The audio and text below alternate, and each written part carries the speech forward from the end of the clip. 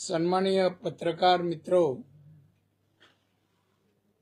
आज बेस उपक्रमामध्ये मी बेसच्या चेअरमन साहेबांना,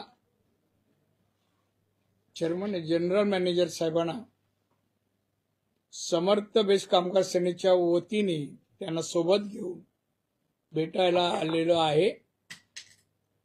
त्यांना भेटल्यानंतर या कॉन्फरन्स हॉलमध्ये आम्ही कामगारांच्या प्रश्नाबद्दल चर्चा केली। ही चर्चा करत असताना मी त्यांना सांगितलं, बेस्ट ही मुंबईकरांची ओळख आहे, ती राहिली पाहिजे, टिकली पाहिजे, चांगली सेवाही द्यायला पाहिजे आणि त्या दृष्टीने कामगारांचे काही जे काही प्रश्न आहेत ते प्रश्न आपण सोडवावे आणि जे प्रश्न आहेत ते घेऊन मी आलेलो आहे। निवेदन तुम्हाला यापूर्वी दिलेले आहे। 5 प्रश्न आम्ही साहेबांना दिलेले होते आणि त्या 5 प्रश्नावर चर्चा झाली।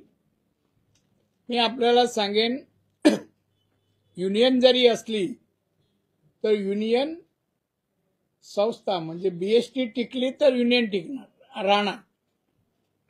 आणि मग आज बीएसटीच्या जनरल मॅनेजर साहेबांना भेटल्यानंतर बीएसटीची आर्थिक परिस्थिती जी आहे ती पाहिल्यानंतर बीएसटी पूर्वीची आणि आत्ताची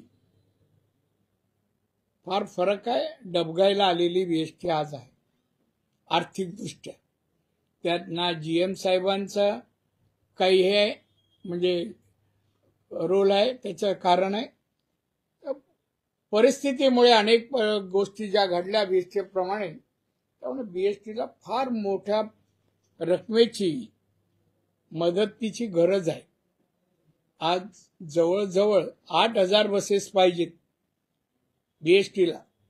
बीएसटीकडे 750 बसेस आहेत आणि अनेक रेंटवर घेतात 500, जवळपास 1100-1200 आहेत। या वर्षाच्या बजेटनी साहेबांनी 300-750 कोटीची तरतूद केली आहे ना तुम्ही, 300 बसेस, तरी पण 1500च्या आत हव्या किती 8000। हा शॉर्टफॉल आहे। तसंच कामगारांचे प्रश्न आहेत, निवृत्ती वेतन त्याची रक्कम दिली गेलेली नाहीये। त्यानंतर कोविडमध्ये जे काही कामगारांना भत्ता द्यायचा होता तोही 78 कोटी आहे। असे अनेक 4-5 प्रश्न आहेत, सगळे आर्थिक आहेत। मग जीएम साहेबांशी चर्चा करून मला कळलं की हा प्रश्न जीएम साहेबांच्या आवाक्याच्या बाहेर आहे ना। महानगरपालिका याच्यात गेली, महानगरपालिकेकडे ते स्वतः गेले आणि ए आणि सी बजेट एकत्र व्हावा अशी मागणी झाली, पण त्याच्यावर निर्णय झाला नाही, कुठलाही प्रश्न सुटलेला नाहीये। मी साहेबांना विनंती केली आणि आमच्या युनियनच्या पुढाऱ्यांना, आपण हे सगळे प्रश्न घेऊन राज्य शासनाकडे जाऊया। राज्य सरकारने जर मदत केली तर बीएसटी राहणार आहे मुंबईत, अन्यथा कठीण आहे। मी बीएसटी 3 वर्ष चेअरमन होतो, मला बीएसटी माहिती आहे।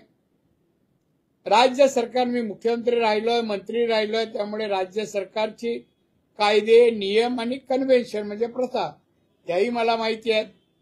त्यामुळे मी त्यांना विनंती केली साहेबांना की आपण ते मी म्हणजे युनियनच्या वतीने आणि खासदार म्हणून, लोकप्रतिनिधी म्हणून आम्ही म्युनिसिपल कमिशनर जे असतील ते आणि अर्थमंत्री आणि मुख्यमंत्र्यांची एक बैठक व्हावी आणि हे प्रश्न सगळे सुटावेत आणि बीएसटी अतिशय दर्जेदाररित्या मुंबईकरांना वाहतूक व्यवस्था द्यावी अशी परिस्थिती निर्माण होण्यासाठी राज्य सरकारने मदत करावी। म्हणून आम्ही येणाऱ्या 10 दिवसात, मुख्यमंत्र्यांनी वेळ लवकर दिला तरी चालेल, पण 10 दिवसाच्या आत यावर काहीतरी मार्ग राज्य सरकारने सुचवावा, मदत द्यावी, तरच बीएसटीचं हिताचं म्हणजे बीएसटी राहणार आहे, टिकणार आहे। अन्यथा बीएसटीची परिस्थिती चांगली नाही। 8000 कुठे आणि 750 कोटी बसेस यावरून आपण ओळखा। आणि त्यामुळे हे काय कुठलंही युनियनबाजी करण्यासाठी मी आलो नाही। बीएसटी आणि मुंबईची जनता बीएसटीचा कामगार आणि मुंबईची जनता यांच्यामध्ये कोणीतरी सांगता ते समन्वय घडून आणणं, याच हेतूने मी आज आलो.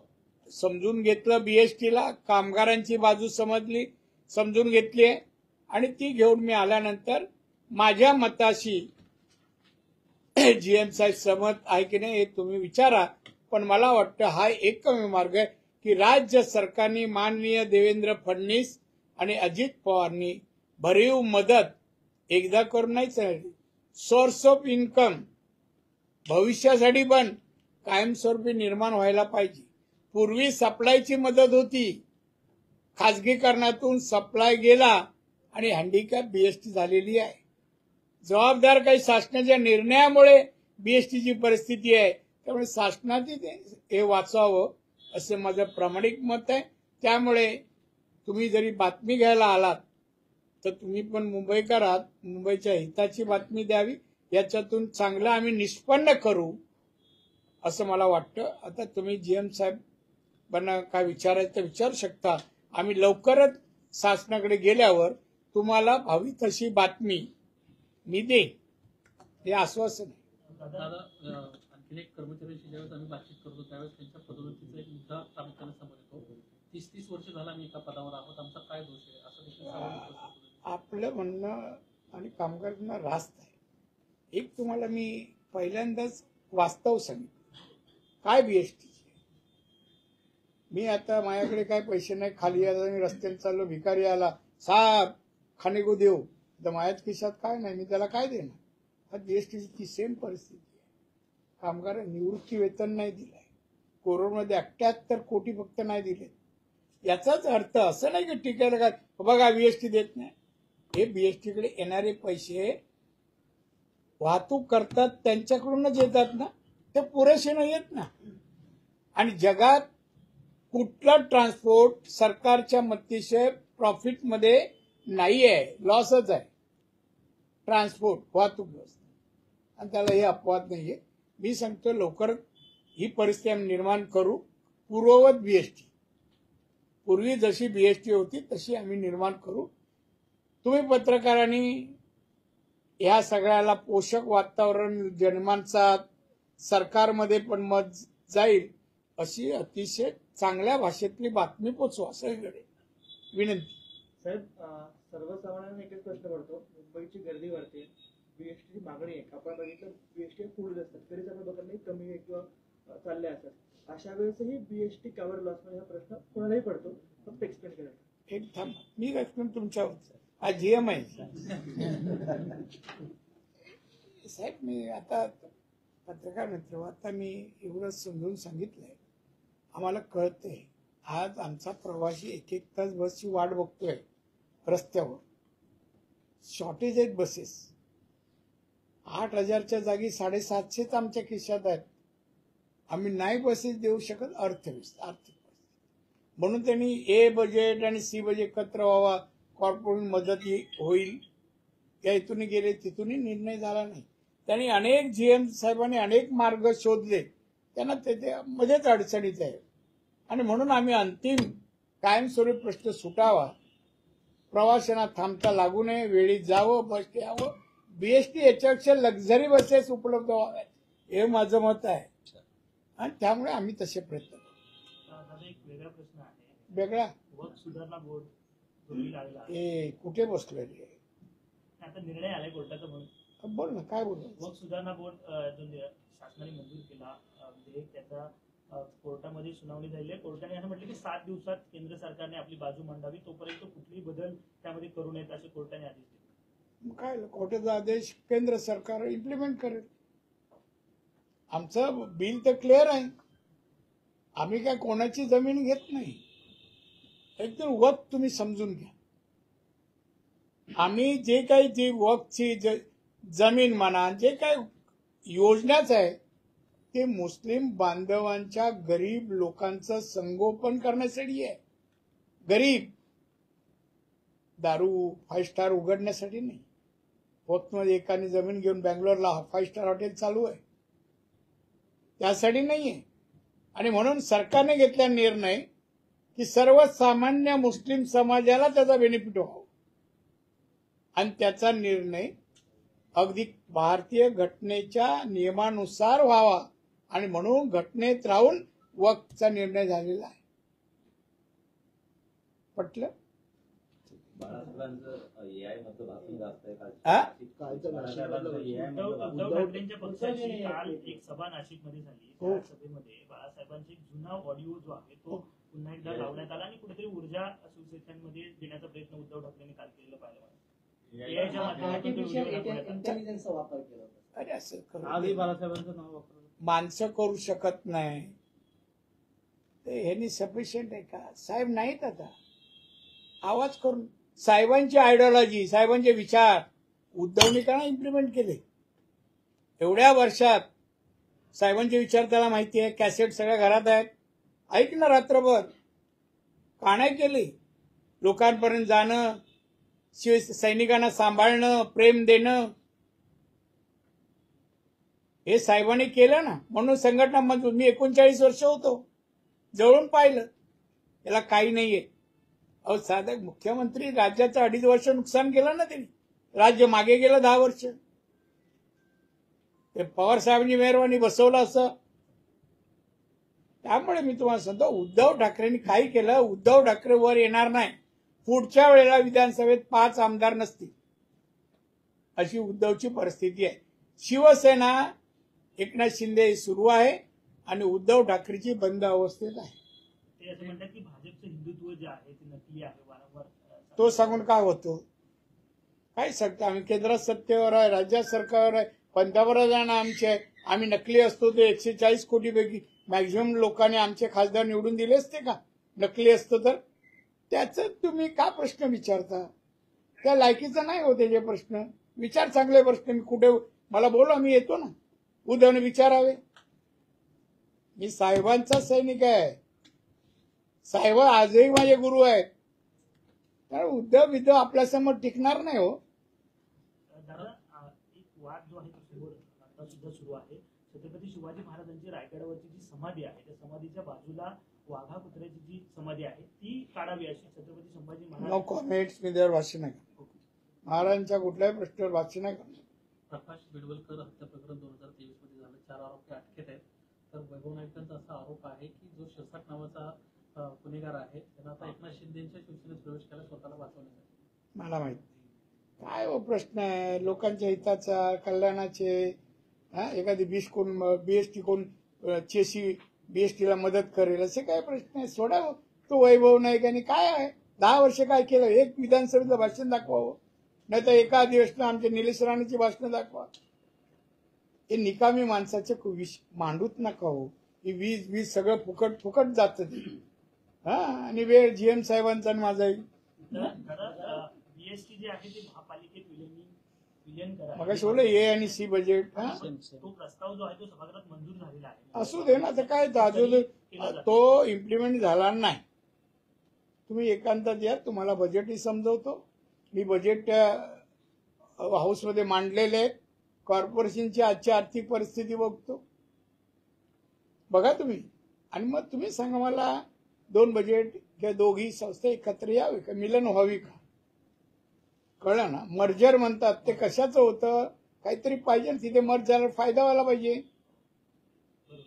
मग बघा अर्थव्यवस्था सांगा ना त्यांची. ते मेन असले डिपॉझिट पण आता खर्चाला येत आहे. कामगार त्याकडे डोळा लावून आहेत की हे होईल हे होईल. कामगारांचं सगळं होणार, कल्याण करणार आम्ही. कामगारांना वाऱ्यावर आम्ही सोडणार नाही. मी आज आलोय मुख्यमंत्र्यांकडून हे सगळी देणी तर त्वरित द्यायला लावून, पण बीएसटीचा कायमस्वरूपी सोर्स ऑफ इन्कम आम्ही समर्थ बीएसटी करण्याचा प्रयत्न आहे. बस. शेवटचा प्रश्न. 9 शिवसैनिक तू कोणाकडून घेतोस हे प्रश्न? उद्धव ठाकरेकडून नाही ना. माझी लिहिलेली आहे मी. बोल ना. मग कशाला लागतं? मी मग एक कागद पण नाही घेतला एवढं बोलताना. सराव आहे माझा. मग बोल ना काय ते बोल. 9 शिवसैनिकांची हत्या झाल्याचा एक आरोप सातत्यानं होतोय. या संजय राऊतांना असं म्हणलं की 9 शिवसैनिकांची हत्या झालेली आहे. त्यात काय तथ्य आहे? आणि कुठे झाली? कुठे झाली?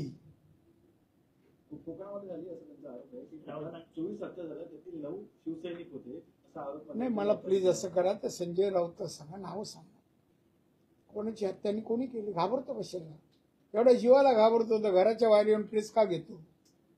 आझाद मैदानला ये, क्रॉस मैदानला ये, आम्ही येऊ ना ऐकायला. आणि तुम्ही काय हो, उद्धव आणि तो संजय काय लोकांना काय देतात हो?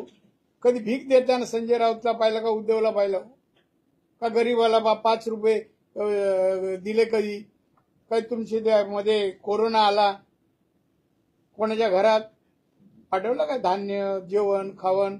या शिवसेनेवाले एकाने कोणी काय उगाच तुम्ही उगाच ते दुकान चालवता हो. दादा, एक नेशनल मुद्दा है कि नेशनल हेराल्ड मामले में जांच एजेंसी ने चार्जशीट दाखिल की जिसमें आरोपी भाई साहब, कानूनी व्यवस्था या कोर्ट कचहरी का कोई क्वेश्चन को मैं आंसर नहीं देने वाला. नहीं सर, उससे रिलेटेड नहीं है. उन्होंने आरोपी बनाया है सोनिया गांधी और राहुल गांधी को, लेकिन मैं नहीं, कोर्ट का मामला है. नहीं सुनिए तो. नहीं, कुछ सुनने का नहीं, मुझे मालूम है पूरा केस, मुझे केस पूरा मालूम है. कि कांग्रेस विरोध कर रही है, कोर्ट बारे में नहीं पूछ रहे, कांग्रेस के बड़े नेता विरोध कर रहे हैं, बोल रहे गलत जांच हुई, ये सवाल. भाई साहब, सोनिया गांधी, राहुल गांधी कौन से पार्टी में? कांग्रेस. नेता कौन है? दोनों जन है. तो कांग्रेस क्या करेगी? उनको बचाने की कोशिश करेगी ना. तो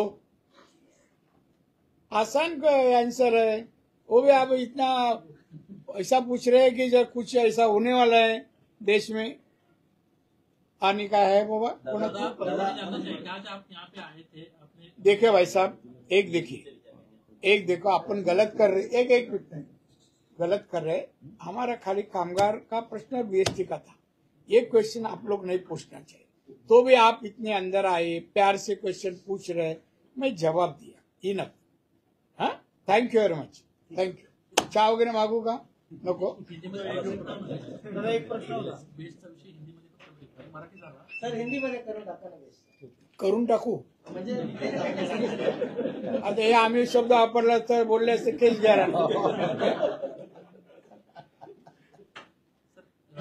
आप यहाँ पे आए थे, क्या चर्चा हुई? कुछ मुद्दे आप साथ में लेके आए थे, इसके ऊपर. देखिए, हमारी बीजेपी की समर्थ बेस्ट कामगार सेना संगठन है, कामगारों की है, और बेस के बारे में, बेस के कामगार है, उनके कई समस्या है. पगार के बारे में है, बसेस के बारे में भी है, रिटायर लोग की भी पेंशन के बारे में काफी समस्या, 4-5 समस्या वो लेकर में माननीय हमारे जीएम साहब को मैं मिला, और उसी वक्त हमारी इसी हॉल में चर्चा हुई. तो ये सब फाइनेंशियली प्रश्न है. बीएसटी के अभी 750 बसेस तो चला रहे, 8000 बसेस की आवश्यकता है. तो उनको सरकार से, कॉरपोरेशन से बस खरीदने के लिए, बसें चलाने के लिए फाइनेंशियली उनको सपोर्ट चाहिए. और मैं देखा सब पूरा कारोबार, बीएसटी की आर्थिक स्थिति देखा मैंने, तो मैं समझता हूँ बीएसटी जैसा बीएसटी इसके पहले थी, उनको बिजली सपोर्टिंग जो अपना एक डिपार्टमेंट था सप्लाई का, उससे प्रॉफिट जो आता था वो ट्रांसपोर्ट को खर्चा किया जाता था. अभी वो नहीं है कि प्राइवेटाइजेशन सप्लाई का होने के कारण. तो अभी हैंडीकैप बीएसटी हो गई. तो ये सब बसेस के लिए पैसा, सर्विस के लिए, सैलरी के लिए पैसे की आवश्यकता है.